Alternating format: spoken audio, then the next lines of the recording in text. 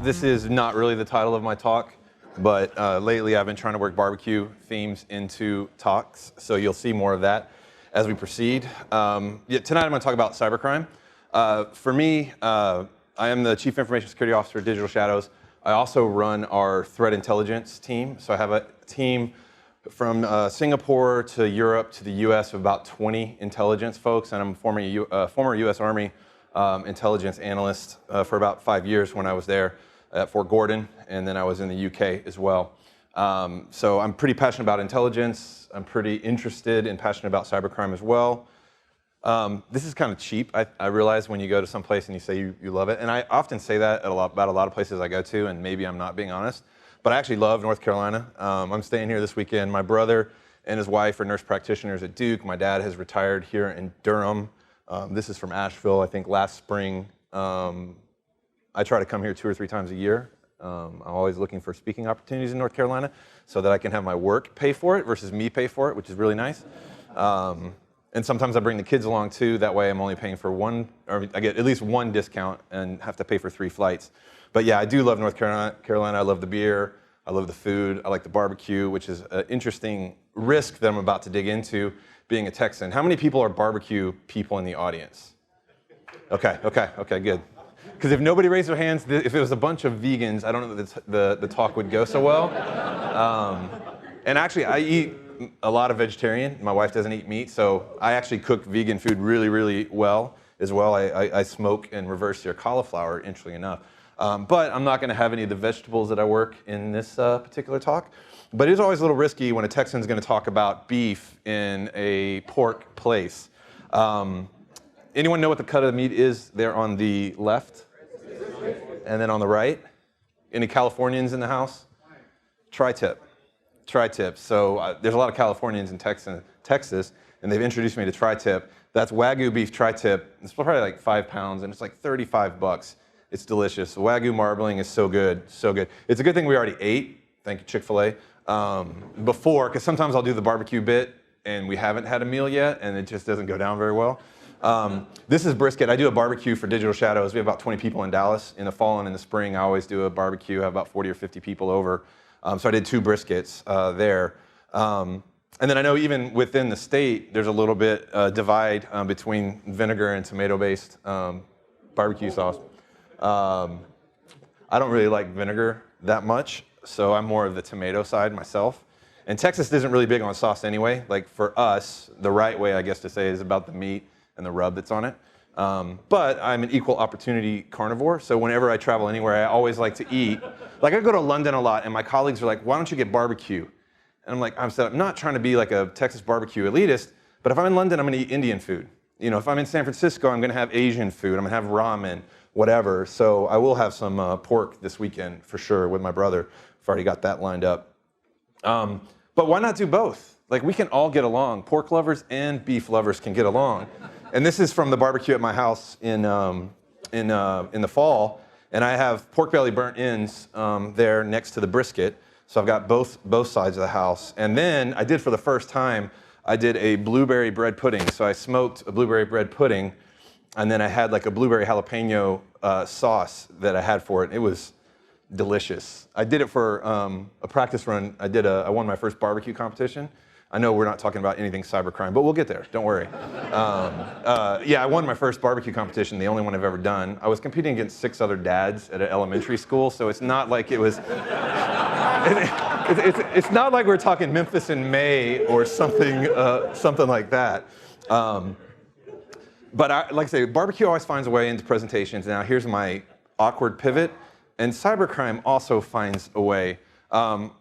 For those that remember the original Jurassic Park, you know, this is a line about life finding a way, and it really is true for cybercrime. And I'm going to give some examples as I go through this talk about that. One of the things, I've been at Digital Shadows just over 4 years. Before, when I was a forester analyst, I never really got access to see what bad guys were doing. Vendors would brief me on it, but I never had firsthand knowledge. And the one thing that strikes me about cyber criminals, you could take an advertisement for a developer, and I could have 2 of them next to each other, and one of them you wouldn't know was for cybercrime developers. Like, it is a business model. It's about making money and it's revenue. They could be any kind of startup company that's out there. It is pretty interesting when you dig into cybercrime. And I'm going to give some examples of some parallels between cybercrime as a industry and us on the other side of the house. Black Friday, we're still close enough to Black Friday to talk about this, but I think this is an interesting one. And how many people got up early Friday morning to go shopping someplace? Like, I mean, I'll pray for you for next year. I don't know how people do that. I buy stuff online, and not just Cyber Monday, but for me, believe it or not, I always am looking out for barbecue deals. So ThermoWorks, I have three different, I have a pit barrel cooker, which is like a drum. I got my first pellet, which is a Mac pellet made in the USA, way better than Traeger, if we got any Traeger people. But pellets are really nice. Like, you don't have to sit and smoke pulled pork for 10 hours and work it. Put a brisket in, 15 hours later, I'm just done. But I always am looking for deal alerts and stuff like that. So ThermoWorks is one of the thermometer sets that I have. So I got deals on ThermoWorks, some stuff that I needed. I had an older thermometer that I needed a gateway for. It turns out ThermoWorks is not really good at designing mobile applications. I wasn't particularly pleased with the UX of it. But cybercriminals want deals too.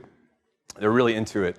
And I'm going to give some examples. And some of these are forums, some of these are markets of the stuff that people have out here. So this is October, gearing up for it. This is from a moderator, Bass Tracker Boats.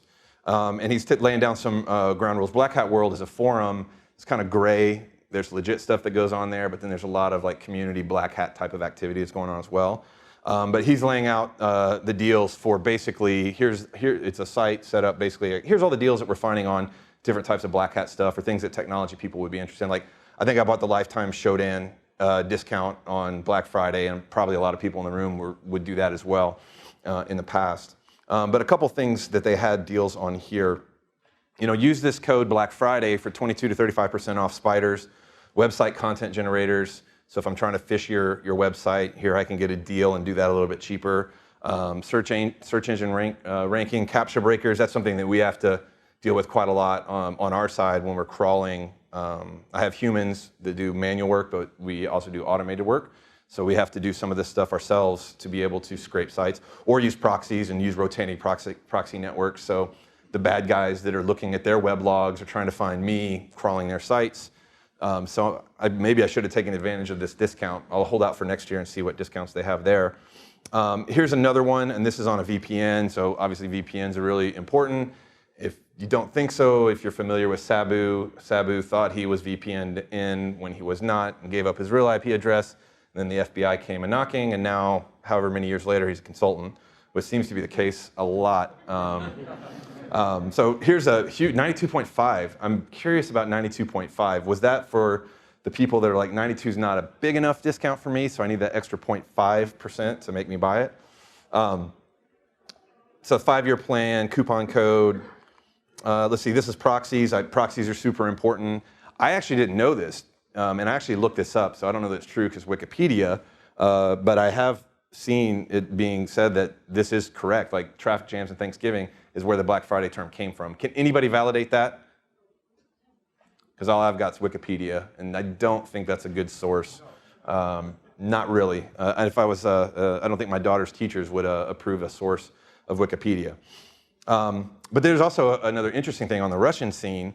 New Year's is really big for them. Like, obviously Black Friday is a thing for us. It's spreading to the rest of the world. On the Russian cybercrime scene, and this is XSS, which is a very popular Russian forum, they're doing a discount gearing up for New Year's, and they did another discount at New Year's as well. So if you missed the discount on Black Friday in a Western type of marketplace, just wait till New Year's, and then you can go to a Russian forum or a Russian market and save some money there on your Black Hat tooling for 2020. Definition time. How many people have seen iceberg slides used to describe the deep and dark web? Whenever I see these, now also think, I was a Forrester analyst, so I was getting briefings from Intel vendors 2 to 3 a week for 4 years. This is what happens to me when I see icebergs. I can't stand them. My blood pressure is going up right now. Icebergs and, oh, look, the dark web. I mean, the reality is the dark web is really, really small. So it's not that big. There's not that many Tor sites out there. A couple years ago, FBI did a huge takedown of a bunch of child porn dark web sites, and that really shrunk the size of the dark web. I don't know what the number is now, but let's say it's less than 100,000 onion URLs, something along those lines. What I don't like about the iceberg slides is a lot of times most of your risk is actually on the surface web. It's your GitHub, it's your Payspin, it's your PHP app that's vulnerable. And I think if people start hyper-focusing on the derp web, as I like to call it, they're at the sake of the surface web vulnerabilities that you have. Really need to think about them all and have a threat model and understand what you need to protect and what the adversaries are doing. So this just drives me crazy.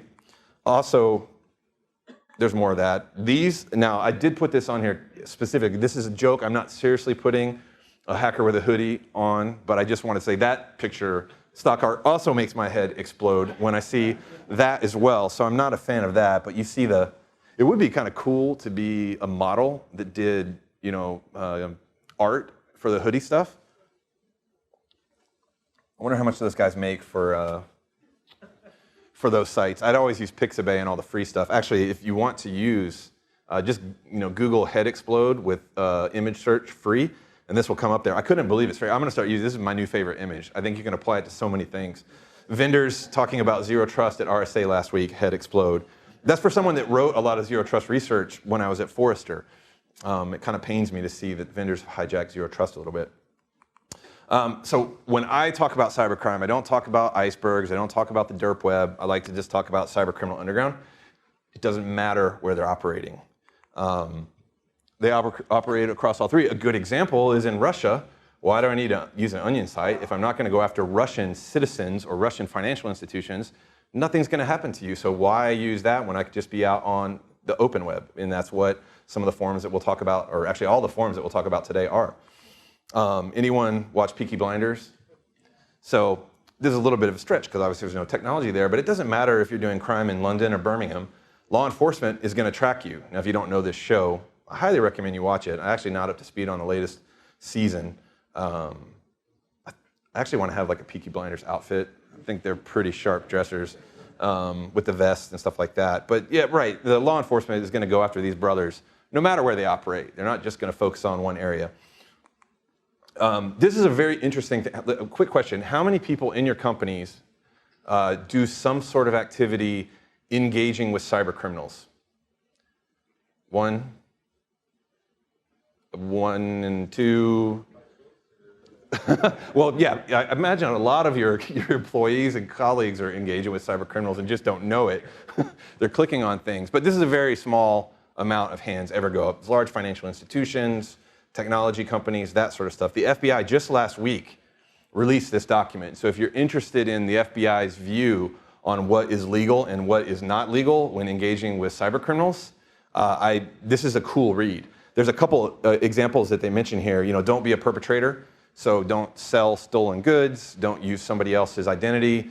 The CFAA can come down hard on you on that. Don't be a victim. Now, this one I laugh about because they talk about you need to document all of your operations. The person that runs my team, she comes out of the UK military gov space and was doing jihadi CT counterterrorism stuff for many, many years and human activity.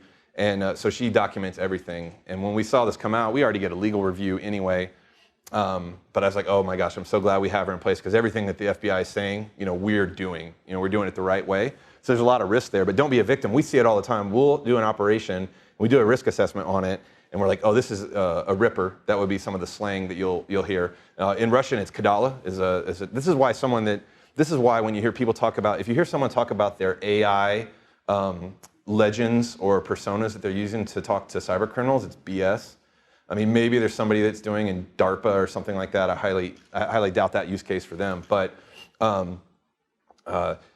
you have to know the slang. You have to, we'll take native speakers and they'll still have to learn the slang. Even a Russian native speaker that I have in London, this dual citizen or something like that, you have to use all the language. So we have a lexicon of Russian language words that mean certain things that will tip people off.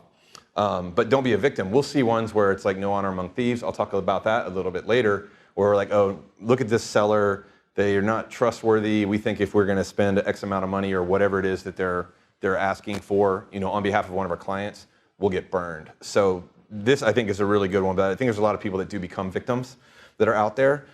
Passively collecting intelligence is not illegal. accessing the forums you can do, and I'm going to talk a little bit about, so I'm not going to go into tradecraft too much, but you can do this. What I'm going to show here is it's all legal, the way our approach is. There's other countries in other regions of the world that I guess would say lean a lot more forward that would not be legal here. And we have some customers that they want to opt out of any kind of operation like this because they don't want to have any kind of potential liability or even the assumption that there could be something there. Don't assume someone else's identity. We create legends and build them up, that sort of thing. So anyway, if you find this talk interesting, this would be a cool PDF to go back and take a look at. So marketplaces. Alphabay. How many people have heard of Alphabay? So Alphabay is no longer around. How many people have heard of Silk Road? Goes a little bit, yeah, so a lot more hands. I'll talk about that a little bit later as well. But Alphabay was pretty much the successor, the English language successor to the Silk Road. Alphabay had two components. They had a marketplace and a forum. I remember we had our forum crawler built and it was up and running. We had gained access, all that sort of stuff. And then we built our marketplace crawler. We were able to get the whole marketplace or the things that we wanted to collect on. And then 2 weeks later, it went offline. And I'll talk more about that as we continue. But I was like, oh, we just spent this engineering effort to build out, to gain access, to maintain access. And then the FBI kind of ruined all the fun there. This is the founder who actually committed suicide in a Thailand jail. But he wanted to be the largest eBay market in the world, which is what Silk Road was as well. It's pretty impressive what they had done. Automated vending card is a payment card fraud type of activity. Monero is another cryptocurrency, so people are realizing that Bitcoin, breaking news, Bitcoin is not private. Everything is in the blockchain and law enforcement can track you. So I think some of the bottom feeder criminals may not have realized that. But they incorporated Monero. They actually incorporated multi-factor authentication. This goes back to kind of like the parallels between, how many people here have multi-factor authentication? Somewhere. I hope everybody raises their hands, unless you're a student. And maybe the university should have that as well. I worked in EDU for 2 years, and I'll talk about that in a little bit. That was pretty fun. 40,000 vendors, 400,000 users. It was the largest speaking English cybercrime community out there. In 2019, and I think 3 of these are now down as well. These were the top ones in 2019. Nightmare, Berlusconi, Empire, Dark Market, Apollon, Wall Street, and Taka. So the marketplaces are still there, but they're nowhere on the size of what Silk Road and Alphabay were. If you look at, and this is pretty consistent for both forums and marketplaces, but they have, just like any you go to Amazon and you click down I want to go buy bleach. I want to go buy hand sanitizer. I want to buy an N95 mask. You just go to whatever, the Doomsday Prepper tab on Amazon and get that stuff. This is the kind of stuff that we're interested in from a collection perspective. It doesn't include the drug and it doesn't include the pornography bit. Sometimes we'll actually pick that stuff up and, we don't want to, it's not a good thing if anyone ever has had to do forensics in a pornography world. That's not fun. So we purposely avoid that where we can. But these are the types of things that people are selling. So what we did is we probably looked across about 10 different marketplaces and looked at the categories and looked at the size of data across those 10. So you can see passports and documents, big seller, carding guides, a really big. A couple years ago, we did a piece of research that we launched right before Black Hat and DEF CON around. You could spend $800 and you could get basically a CBT, computer-based training on how to go from, I don't know anything about payment card fraud, to now I can start generating revenue, I can cash out. We didn't give all the locations up because we didn't want to enable people to do crime. But carding is really, really big. Counterfeits, accounts or account takeover. I've been talking to a couple people at our stand about some of that stuff with credentials. I'll talk a little bit more about that. Gift cards are really, really big because gift cards is how they cash out, or is one of their cash out mechanisms. Interesting enough, another huge way that people cash out is fake travel agents. So criminal travel agents. We just released some research in January on dark travel agents is what we called it, which is pretty interesting. I imagine they're suffering right now like other travel agents are because of coronavirus. Databases, really big as well. And then malware, all the different tools. Malware is more inclusive than just malware, but let's call it exploit tools and that sort of thing. So this is pretty consistent. It gives you kind of order of magnitude. So basically, we go to the parts of the forums and marketplaces that we think there's high value information for our customers. We scrape that stuff. We store it offline. Somebody asked me this question outside as well. We store it offline so they can search against it, and people wouldn't be able to look in their web logs and see what people were searching for. So you get a little bit of OPSEC with that. This is Market MS. I'm going to talk about this a little bit, but it kind of gives you an idea of, this is a really nice user experience as far as some of these marketplaces go. Are you interested in shells? Are you interested in mail dumps, malware, software, RDP? It is amazing how many people still have RDP on public-facing systems that's just sitting out there waiting for some, I would say 0-day, but you don't have to wait for a 0-day thanks to the shadow brokers. Accounts, social networks, documents, all sorts of stuff that's out there. And it's just as easy. What's the price that you're looking for? Search, here's your stuff. Now let me connect to the seller. Now, the way a lot of the communication works in this area is you'll see a seller on a market or a forum. You'll probably switch to Jabber or Telegram. You may ask for it's almost like a proof of life, if you will. Like, okay, you say you have access. You own the Active Directory at this large financial institution. They'll give you a screenshot, of the hierarchy of their Active Directory, that sort of stuff. We've been able to give that back to customers that were able to say, oh, okay, this person was starting to sell this, 3 weeks ago. We saw something weird 2 weeks ago, sort of thing. So that's been kind of helpful, but very easy. Now, just because it's easy, and I'll talk about this later, it doesn't mean you're going to have success. I thought I had it a little bit later. Market MS went out of business. So this was in December. It was funny. I was just doing a talk on December 18th, talking about what a great market MS was. And then right before I went on stage, I saw that we were talking internally about publishing this blog. I was like, oops. It was really, really far ahead of its time. It came out from Exploit, which is like a Russian language powerhouse. It's like one of the OG criminal forums. They spun out and created a new market. And they wanted to have a new way of doing business. They had a really nice user experience, great customer service, but they weren't successful. Any Russian speakers in the room? Good, because I couldn't validate this, but it's from my Russian linguists in Dallas and in London.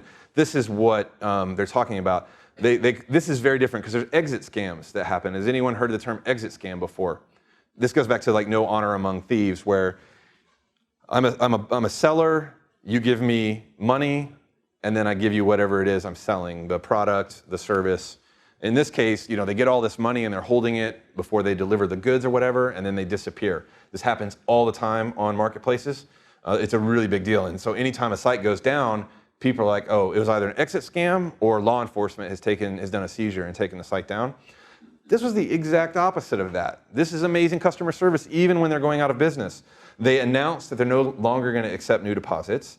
They say that they're going to permanently erase all the data that's on the servers. One of the things that's a very valuable piece of intelligence is if you're able to get the data of the market or the forum that's there, then you have all the intel on the sellers, all that sort of stuff. So law enforcement, right now, obviously, I talked about Alphabet going down. They have the entire database of Alphabet. They may have they have the full, like they probably have some accesses that we never even got. So that they're going to erase the data is just amazing. That's a nice OPSEC thing. If I was doing business with them, they go out of business. Where's my data going to end up? It's going to be erased. They were working on a payment schedule to give refunds to the money that they did have. Again, this is unheard of. And then they provided a support contact, Jabber and Telegram, if you had questions. They also pointed back to Exploit for if you wanted to continue business buying the types of things that you were doing before, go back to Exploit. They were founded by Exploit members as well. So this was very rare. Most of the time these people lose their money because of these exit scams. So this is really nice customer service as they go out of business. Probably better customer service than some legit businesses that have gone out of business. So this was very impressive. So we did about 4 blogs because we were tracking this one when it first came out. We're like, oh, this could be the new, Russian language kind of marketplace that's out there. And we did like another blog on, oh, the adoption's gone up, and where they were getting excited, like this is pretty cool, and then it goes down. But that's the ebb and flow, and it's kind of why I say cybercrime finds a way. These things get taken down. This one went out of business because they couldn't compete in the market, but they found a way on Exploit. The criminal activity will continue. And then we have forums. How many people are participate in legitimate forums today? Like barbecue forums, meathead barbecues, maybe as an example for some people out there. they do the exact same thing in the criminal world, right? They have all of these forums that are out there. In fact, I didn't include slides on this, but we did a blog about 3 weeks ago on, I think it was XSS and Exploit. They do these community-led, it's almost like a hackathon where they're trying to get members of the community to say, okay, this is how you get remote access Trojans to work. And here's the ones to do. And it's like almost like an idiot's guide to some sort of criminal activity. And they're trying to build up this almost intellectual property on their forum to get more people to come to the forum, more people to contribute. And so they had competitions. They were giving out like $500 or $600 equivalent for the winners over a 2-week period. So this is not new. We've seen this going on in the Russian cybercrime landscape for quite some time. But again, they're trying to drive membership, trying to drive activity in their forums. There's a history of forums that you go back even before the 2000s on the first forums. Carter Planet was a really, really popular one. Anti-Chat, really popular one. Then you get into the mid-2000s. Exploit is the one that I've mentioned. It's kind of like, I call it the grandfather of Russian language forums that are out there. Then you get the 2017, and then you get the new ones. And I'll talk a little bit about some of the new ones. Every time a new forum comes up, you will see, sometimes you'll see, this goes back to when I had the slide on Black Hat World, where they're doing search engine optimization. Basically, when you have a new forum or a market come up, you will see advertisements, just like a regular forum, right? If I'm in my barbecue forum, I'm going to see some advertisements trying to get me to go to, Traeger and buy something off Traeger, that sort of stuff. They're trying to redirect people to sellers of whatever it is that they're trying to advertise for. So from a search engine optimization, from a marketing perspective, it's all the same types of things. I've got some exposure working with our marketing team on our digital content and how we do blogs to drive web traffic so that people get more familiarity with digital shadows, and then perhaps they want to get a demo, that sort of thing. Exact same thing that these guys are doing. The problem on this side is if you do something wrong, you can get killed, which is difficult as some of our jobs are. At least that's not, maybe you just die from stress as opposed to someone actually killing you, which could happen in Russia. So the forums are still around. We did a piece called Forums Are Forever. And when we release blogs, we don't gate them. So this is also, I could go back to the head explode slide. It also drives me crazy when vendors create this content and then you have to give an email address up. We usually do really long form blogs. If somebody wanted to download a PDF, they would have that option, but we put all the content in blogs. So we did a 3-part piece called Forums Are Forever on all of this stuff and why forums have persisted and why they maintain, despite marketplaces going up and down, getting taken down by law enforcement. So basically a new forum comes up, we try to find out about it, then we kind of assess it. How are we going to get access to it? We build up new legends perhaps, or maybe we use existing legends. Everybody get legends. When I say that, sock puppet is another term for it. But a fake persona, fake online identity, and they may be members in different forums. They may have social media accounts. We've created ones that we leverage some expertise that people may have in a particular area. Other languages, Latin, and then maybe they're making jokes in Latin alongside of what they're doing in English. There's all kinds of stuff that you might do to try to build up these personas, but basically we'll try to get a persona in and then gain access, and then much like a regular forum, if you make 10 or 15 posts, then you can get the next level of access, blah, blah, blah. It's very similar to any forums that we would participate in. So here's Exploit. I don't know what date this one is from. It's probably a screenshot from November or December timeframe, but Exploit will be very similar to that topic modeling that I showed as far as the sections that are on there. You go to what you're interested in. There's also very specialized ones. We have a fair amount of automotive customers, so there's also some very specific areas where people are targeting, the IoT in cars and that sort of stuff. Or you might see a similar thing where there's certain sections where, I'm sure we've got financial institution people here where they're going after point of sales terminals. And so here's our little section of the forum that's devoted to how we're going to exploit POS for Black Friday in 2020. We want to run a campaign that starts in October, run it through, beginning of December and see how much money we can cash out and then be on to the next thing. So there'll be different segments in these big ones and then there'll be separate ones altogether. Exploit continues to grow. This is from November. It's 40,000 users, 47,000 users.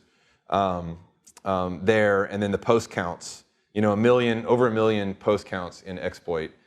Again, exploit's been around since early 2000s, so it is the OG when it comes around. But there's lots of activity on here. My joke, which may be true, is that when you get on these forums, 90% of them are either law enforcement from every country in the world or security researchers.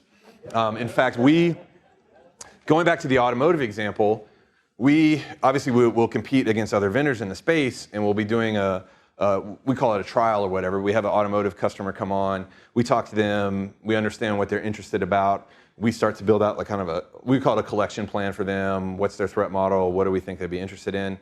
And then we're active on a forum, and then we just see this post pop up and says, oh, I'm very interested. A post pops up with someone that has no history, no credibility, and says, oh, I'm very interested in this type of car and the very specific system that they ran and these types of models. And it was like the worst OPSEC ever. I'm like, their tradecraft is horrible. Like, you immediately know that this is another security researcher that we're competing against for this business. So it is pretty funny to watch terrible OPSEC from cyber criminals, terrible OPSEC from law enforcement, terrible OPSEC from security researchers. We all make mistakes, just like anybody could make a mistake, right? That stuff happens from time to time. But you can definitely tell how sophisticated someone is by the way they interact, or if they don't use any slang, if you can tell they're not a native speaker, that sort of stuff. It is kind of fun to watch that. You will also see forums say like, hey, we think this name is law enforcement, or we think this handle is a security vendor, that sort of stuff. So it is kind of funny to watch some of that stuff occur. Here's another kind of breakdown. Verified is another forum that's out there, but this goes a little bit deeper into some of the more technical security stuff that you can, I can't remember what month this was for. Maybe it was December. I don't remember specifically when it was, but dedicated servers, this is your software as a service kind of model. Here's your server. Use that, infrastructure however you want. Shells, we already got shells to these environments. You pop in, say hello, do whatever you want. Databases, website accounts. Oh, you want to target Bank of America, whoever. I'm not saying Bank of America is a victim in this, it's just a hypothetical example. Botnet logs is pretty big, so you got a botnet on there. They're tracking everything that the user's doing, buying that sort of stuff. The RDP servers, which I already mentioned. So these are the types of activities that are going on. This is why I say I make fun of the derp web. There is value in some of this stuff. There is value in knowing if someone has got RDP access, to your environment. So I joke a little bit about the icebergs and things like that, but there still can be useful things here as long as you don't hyper-focus on this area. Torum is an English language one that's new. I need to get updated data on this. This is from an older deck. But just about a year ago, 5,000 users. No, 43,000 in February. I don't know where they're at now. It's probably like 70,000, I think, from talking to the team. But they've been growing, and you see their posts are up as well. So the more traffic that's on there, the more users you have, the more revenue you can make on these pieces. On the marketplaces in particular, the marketplace owners, they get a cut of every transaction that's out there as well. So it's kind of like pay me. XSS is another one. This is actually also, it's a Russian language one created from exploit. One of the things that the Russian language forums are doing, though, they're building out English sections on them as well. So they're catering to both. Again, they want to get as many users there. They want to get as much traffic, conversation, that sort of stuff there. And at the top here, I can't tell what that is referring to, but there's an ad, right? This is some kind of credit card, payment card fraud type of thing. So you'll see these on the forums, click on that. They'll get some money, refer money for sending someone out to the site. Then there's business there. So again, it's this whole ecosystem that they're monetizing. XSS has been growing quite a bit as well. I need to get updated data on this. I pulled it from a wrong deck, but this one has been growing too. It's pretty impressive. We get a lot of good intel. In fraud, is anyone familiar with this? Like, I geek out on whenever Justice Department posts a new indictment, I geek out on it. I also geek out on S1s when cybersecurity vendors are going public because I like to see how much they're spending on sales and marketing versus actual product and engineering. And it's always interesting because they're spending a whole lot on sales and marketing and not actually developing stuff. In fraud, a couple years ago, was 36 defendants, 530 million. They were carding. This was a carding crew. So this is a joint law enforcement activity. They took these people down. Again, cybercrime finds a way. They take these, big fish down, and then you're going to have someone else is going to fill the void, or they indict them and then they never can get them. One of the ways that they get the Russians, or just in general, is vacation. A lot of times they'll get these individuals where they go on holiday to someplace that has an extradition treaty with a Five Eyes country, the U.S., with the UK, that sort of thing. So vacation gets them. They're using their little dark travel agents, which they can save 30–40% on a trip to, and then they get arrested when they're coming in or out of customs there. And I have a really funny story, wait for it, on the Darwin Award winner from a Alpha Bay seller. So law enforcement, that joke I made, law enforcement's out there, they're doing the takedowns, that sort of stuff. This is Silk Road. Now this is I didn't realize this at the time. That's my university. He is the most notorious graduate from the University of Texas at Dallas. And I went back on the Wayback Machine, and he was mentioned on the website, but after he got popped, all mentions of him came down from the website. Now the government went down hard on him. It's actually a very interesting documentary. It was maybe 60 minutes. I can't remember which one it was, but they had the Secret Service agent who's the one that found it. They arrested him in San Francisco in a library. It was a pretty cool takedown. They had it all on film, and he's working, and they had a female FBI agent that approached him, and then he looked, and then somebody tackled him, but he was away from his laptop, and they got the laptop before he could lock it, and so they wouldn't have access to it. It was a pretty cool takedown that they did on him, but they came down hard. There's a movement to try to reduce his sentence. But there was tons of money going through Silk Road, tons of bad things happening to people as a result of Silk Road. And I'm just proud to say that he's a UT Dallas Comet. That's what UT Dallas is, the Comets. And it's like swoosh. It's not really the coolest mascot that you could have. Maybe versus Longhorn sounds a little cooler if you were real UT. Anyway, so pretty popular guy. And Alpha Bay was really the successor to the Silk Road. Here's the Darwin Award winner. So this dude, speaking of Texas, he wanted to go to a world beard growing competition in Austin, Texas. So he came in, Oxy Monster was his name on Dream. So Oxycontin, drug dealer. So he comes in. He didn't even get to participate in the competition. They got him as soon as he came in. Poor guy. And I just love the Miami Herald article on this dude saying he's not the Pablo Escobar of drug stuff. Not real bright. Although, as far as facial hair goes, it's better than, I don't know, his tradecraft or his OPSEC or his just general intelligence to come to the U.S. for that. So yeah, poor dude. R.I.P. Oxy Monster. So Alpha Bay and Hansa. I know I asked the question and a fair amount of people raised their hand for awareness of this. How many people are familiar with Hansa? So this is an awesome story for those that are aware. So Alpha Bay, the creator who killed himself in Thailand, they got popped in June, 3 years coming up. So this June will be 3 years. Site got taken down. Everyone's like, is this an exit scam? What's happening? It's law enforcement. Then you got a pop. Then a seizure came up. Site came up. Well, what happens, and this is why it's really helpful to have a collection on a bunch of different forums and marketplaces, because the sellers have brands, they want to keep their brands, they want to keep their customers, so they moved to Hansa. So everybody migrated their shops to Hansa, not knowing that the Dutch National Police had owned Hansa. So for about a month, everybody migrated there. The intel agents, the law enforcement agencies were collecting their intelligence, and then they took that down and they arrested tons of people. So this is a smooth move. And the Dutch National Police, they're an amazing group. They've done some awesome stuff doxing Russian APTs. They're a pretty impressive group to follow if you like to geek out. They actually did a really cool interview in Wired magazine maybe 18 months ago, something along those lines, talking about this. So this was it sucked for us because we had access to these. It was a nice source of intelligence for us. We were giving our customers data, but obviously you want the criminals to go down, so that was cool. So this was very well played operation from a law enforcement perspective. And I've mentioned this before, there's no honor among thieves. How many people know what movie this is? This kind of dates you if you do. Yeah, Goodfellas, and here they go after Lufthansa, and then nearly everybody that's involved in this heist gets killed.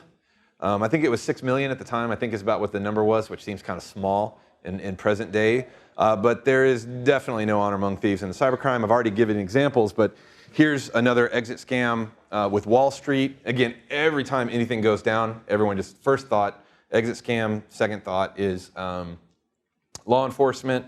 So this was a big one. Let's see if I have the amount. I can't remember off the top of my head. There's so many of them, I can't keep track of it, but millions of dollars that were lost here. Poor cyber criminals, I really feel for you. It's a tough loss. So again, cybercrime finds a way. They always have a way to come back. Even when you do the big takedowns, they're going to be back. And I've been talking about this along the way, but I want to give you a couple examples of things that I thought were interesting. Number one, the challenge that they have on the criminal side is getting to their customers, but the barriers to entry are super low. Like I said, we had that CBT that you could spend $800 and know nothing about payment card fraud, and then you could start carding and making money off that. We just released some research right before RSA conference. We were looking at the price of tools to clone websites so that you could do credential capture, that sort of stuff, or get man in the middle to do whatever you wanted from a banking perspective, $20. If you wanted to, that was the average price. If you wanted a financial institution, it was $89 to buy a cloning kit. You can go out there, and I'll talk about account takeover in a little while. You can buy target lists of who you want to target. So if you don't know how to do it, you just buy the target list. It's already prepackaged for you, and then you just point the tool at it and it goes after it. So their barriers to entry are super, super, super low. And this is kind of similar to if you think about shadow brokers tools becoming available to everybody. If you think about hacking team tools becoming available to everybody. So shadow brokers, for those that don't know, this is the NSA tools that became quite newsworthy, front headline kind of stuff. But this sounds a little bit cheesy, like democratization of attack tools. The barriers get lower and lower. In fact, if you want to have Twitter drama, you just talk about offensive tools and stuff like that. People lose their minds in general. But it's just so easy. People have the ability and access to tools that they never would have had 5 years ago today. The barriers are just so low. Now, a lot of them are script kiddies. They're going to have bad OPSEC. They're going to make mistakes. But from a defender's perspective, the problem is you're getting overwhelmed with alerts. Your blue teams are drowning. You have all this noise from script kiddies that don't have a lot of capability from a knowledge perspective, but have the tooling. So they're sending noise your way. Meanwhile, you're having to deal with that, and you're having to also deal with the actual targeted attacks against your organization from cyber criminals, from nation states, whatever the case may be. Probably most people, nation states, are not in your threat model, despite what the news media might say. Cyber criminals are probably the main thing most companies need to be worried about. So it's just easier and easier for the bad guys. This is an interesting one. This is nightmare market. So how many people have organizations that have client success teams in their groups? Like a lot of SaaS companies, technologies companies will have CSM teams. We have dedicated client success teams and stuff like that. You see something similar. In this case, maybe they should have had a CSM team. You see this actually with a lot of ransomware, where they're enabling people. Here's your help desk number to learn how to procure Bitcoin so that you can pay the ransom to get the key to decrypt your machine. So they have help desks, they have client success teams. Well, here's one. Don't worry about reading it. I'll blow it up. Where people complaining. They couldn't even create a new conversation with them. They can't start bug reports. Way to break your website. They're just super frustrated, which this could probably be any of us on some website that we use that's legit, right? They're complaining about it, but no one can register the complaints. No one's following up on the complaints. This particular market doesn't exist. I don't know that it's 100% because of customer service, but people will go elsewhere. Now, this is the contrast to this. Market MS, this is the picture on the left I had before, but the one on the right was the support channel that they had. This one had a great UX. So just because you have a great UX and you're set up to try to make it easy, lower the barrier to entry to your buyers, doesn't mean you're going to have success either. So it is kind of tough. Bad guys got to optimize to make things just right for their customers. Another interesting one that I think this is from November, we did a blog on it. This dark market came out, and their claim to fame was that they were the first female-run market that was out there. So they were getting into, I guess the gender game or whatever it was there. We don't know who these actors are. I mean, they could just as well be a group of men that are saying that they're women so that they can get more business. These guys look like carding crew, exit scams, stuff like that. So they're even trying to capitalize on that sort of stuff. I have not seen any veteran-run cyber criminal groups. Maybe that's I don't know if there's some other veterans in the room. Maybe let's brainstorm afterwards and we can come up with something. I mean, you only need to make a little bit of money for a short amount of time and then you can get out and complement your income. This one I like too, though, that you got a pop-up and a warning that you had JavaScript enabled. And as good defenders in the room should know, you don't really want to run JavaScript, so they were being helpful in even telling you that. So this whole user experience, tech support, something interesting to try to get market share, they're doing the exact same things that probably a lot of your businesses are doing as well. Escrow services. Anybody been buying a house, bought a house lately? Fun fact, I'm refinancing right now because of coronavirus.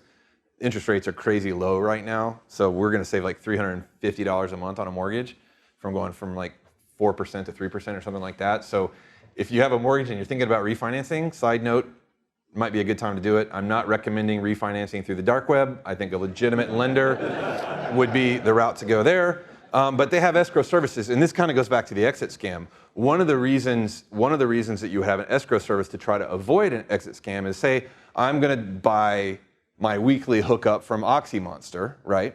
Because I like his beard and I'm jealous of his facial hair that I can't grow to because a lot of times people have cool beards and they don't have hair. I can't do that. So I like Oxy Monster. I want to buy from him, but I don't trust him. So I use a third-party escrow service. My money goes to the third party. The escrow service takes a cut. Once I get my drugs from Oxy Monster, then he gets paid, and I don't have to worry about an exit scam. So they have these escrow services that are out there. Interesting thing there is, though, some of the markets, like Alphabet, built an escrow service into their service as well, which then kind of, there's a lot of risk there. Personally, if I was a cyber criminal, I'd want to use a third-party escrow service that you can trust. I have trust there, but how much can you really trust? No honor among thieves, right? So the Russians were escrowing a lot earlier than the U.S., also because the Russians were more mature in this space than the, I say U.S., English speaking. They were looking at like 2% commission fees in the English side. The Russians like 10%. That's a pretty good cut for them. It's also why the Dread pirate Russ Ulbricht was so rich. I can't remember his net wealth because he had that escrow in Alphabet, so he's making money on he was making transaction fees for every transaction, and then if people were using the escrow service, he was also getting cut of that. So he's making a lot of money. So they've been doing this a long time. Again, cybercrime finds a way. So there's a couple things I wanted to wrap up on, and I have time for questions too. The first thing is oh my God, derp web. I kind of already mentioned that. Like, don't freak out about the dark web. There's valuable intelligence there. For companies that are financial institutions, I think that's a big thing. If you're a big e-commerce and you have a lot of customer, B2C type of things, there's things there because people are trying to get your customers' data, their customers' logins. But I think the guidance here would be is have a threat model. Who are the threat actors that are likely to target your vertical, your peer organizations, that sort of stuff. And don't, oh my God, derp web. Don't also, I did a blog in January about don't, oh my God, Iran. Most people, Iran, unless you're in the ICS world or the ecosystem there, you're probably, financial institutions could be, they were after Stuxnet. You could be collateral damage from a nation state. That's probably something that's like a legit concern, as we saw with Maersk as an example, losing billions of dollars. But just have a threat model. I think if there's like one takeaway, for the blue team people in the house, the defenders, is understand the threat actors that are targeting you, understand how they're targeting you, and then think about what controls you need to bring into your environment. Again, cybercrime's always going to be there. There is no victory line for that. It's always going to be back and forth. And then the use cases. And the use cases are derived from your threat modeling. There's one thing, I don't have a link in here. How many people are familiar with MITRE ATT&CK? So one of the things, MITRE ATT&CK is basically a community library of the way that threat actors target you. So when Iran popped off in January, you could go and say APT34, APT33, here's the techniques that they use. They do account takeover. This is the type of phishing things that they do. And then you can think about what countermeasures you have. It's based on open source reporting. A lot of people have built their own private attack, but it's basically all these techniques that the adversaries use. So what you could do is you could look at your threat model and say, here's the actors I'm concerned about, financial, nation state, and then you can see at least the open source reporting of what they do. And that kind of could help you think about what use cases you need to think about from a defense perspective. So attack is, they tricked up the spelling of attack. It's ATT, ampersand, or ampersand, yeah. Because I can't remember what they told me why they did that, but I can't remember what it was. But it stands for something, I can't remember what it is. Yeah, I think there was a legal reason why they did that, because there was something else that had attack and they couldn't do just regular attack. Anyway, remember MITRE ATT&CK, and you can go and look at nation states and cyber criminals, and they'll have the open source reporting. We've done a lot of blogs. Every time a new indictment comes out, like the Mueller investigation, we'll go through the Mueller investigation and then map out what GRU's techniques were, that sort of stuff. So I recommend MITRE ATT&CK if you don't know. There's actually three frameworks. They have the attack, they have pre-attack, and then they have like a mobile or...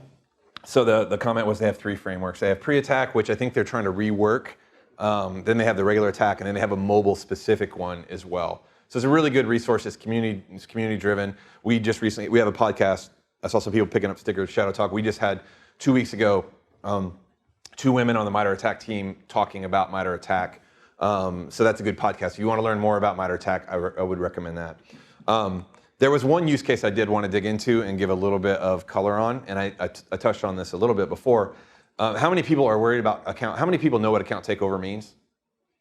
So this would be password reuse, right? If you, did I say the MGM example here, or I may have said it outside? So MGM, if those that go to Vegas a lot or like to gamble may have known that MGM has gotten popped and compromised. And so I actually got an alert from our service saying, hey, your MLife account has been compromised. You need to reset your password. What the attackers want to do is compromise MGM, compromise whoever. It doesn't matter who it is. Any company could be it. And they get those credentials, and then they replay them elsewhere. Can I get into someone's Chase account, their Wells Fargo account with those credentials, that sort of thing?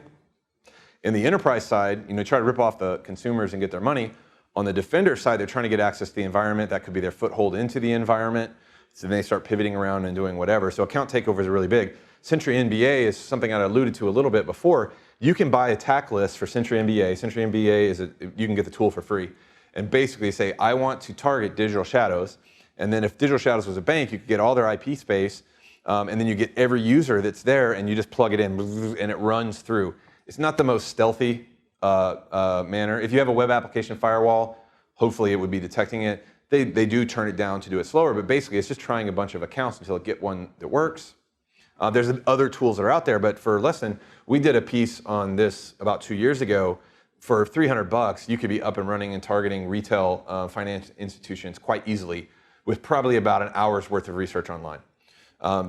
So there's a dude here, Stacks420, because if you're a bad guy, just like our friend Oxy Monster, you got to have a cool name. So Stacks420 is an English language credential stuffer guy or girl.